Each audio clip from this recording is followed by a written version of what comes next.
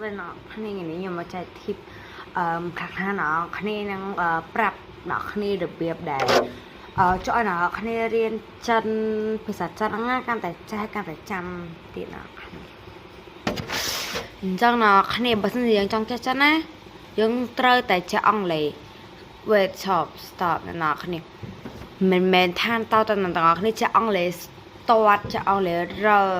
អាយបានថាចេះនិយាយអង់គ្លេសបានអ្នកគ្នាចេះចិនបានទេអត់ទេអ្នកគ្នាគ្រាន់តែស្គាល់ pick របស់ចិនណាអ្នកទាំងអស់គ្នាក៏អាចរៀនចិនចេះដែរអ្នកគ្នាឲ្យតែអ្នកគ្នាចេះប្រកបអង់គ្លេសតិចហ្នឹងអ្នកគ្នាក៏អាចរៀនចិនបានដែរហ្នឹងហើយអ្នកគ្នា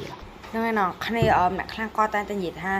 អូខ្ញុំមកបើខ្ញុំអត់ចេះអង់គ្លេសណាខ្ញុំមកចេះអង់គ្លេសទេដោយសារតែខ្ញុំមកដាក់បានរៀនអង់គ្លេសហើយទោះខ្ញុំរៀនអង់គ្លេសក៏ខ្ញុំអត់ចេះដែរដោយសារតែខ្ញុំខ្សោយខាងភាសាអង់គ្លេសអញ្ចឹងណាគ្នាប៉ុន្តែឈប់ណាគ្នាខ្ញុំនឹងប្រាប់កុនលឺទាំង3នេះជួយឲ្យអ្នកគ្នារៀនចិនឆាប់ចេះហើយអ្នកគ្នាទោះជាអ្នកគ្នាចេះអង់គ្លេសក៏អ្នកគ្នាអាចរៀនចិនចេះដែរតែមើលអ្នកគ្នាទៅតែមាន app នេះណាគ្នា app ដោយ link ដោយយើងឯណាគ្នាខ្ញុំក៏សើចអង់គ្លេសដែរតែខ្ញុំអាចនឹងរៀនចិនចេះណាគ្នាគួរតែមាន app នឹងមួយជាមួយនឹងហ្នឹងហើយណាគ្នាដែលខ្ញុំបានដាក់នៅ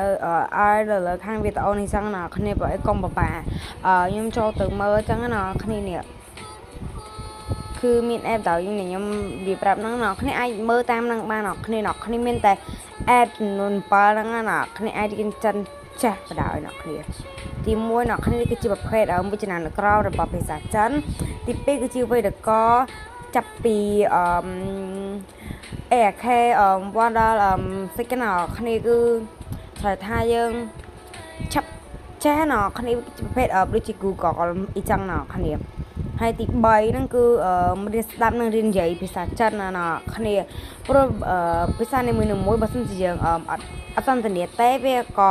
អត់អាចនឹងឆាប់ចេះដែរហ្នឹងហើយណាគ្នាទី4គឺវិជ្ជានុក្រមដូចគ្នានឹងរៀននិយាយនិងរៀនសរសេរណាគ្នាបើសិនជាយើង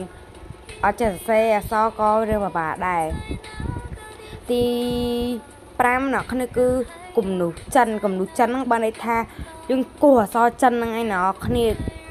ដើម្បីយើងចាំបាយនិងស្ទាត់ជំនាញនឹងភាសាចិនហ្នឹងណាហ្នឹងហើយណាគ្នាទី6គឺពាក្យចិនណាគ្នាពាក្យចិនណាគឺសម្រាប់បងប្អូនអ្នកគ្នាដែរគាត់ចង់ចេះពាក្យអូថាញ៉ាំបាយញ៉ាំអីចឹងណាគ្នាជាប្រភេទពាក្យហ្នឹងអញ្ចឹងណា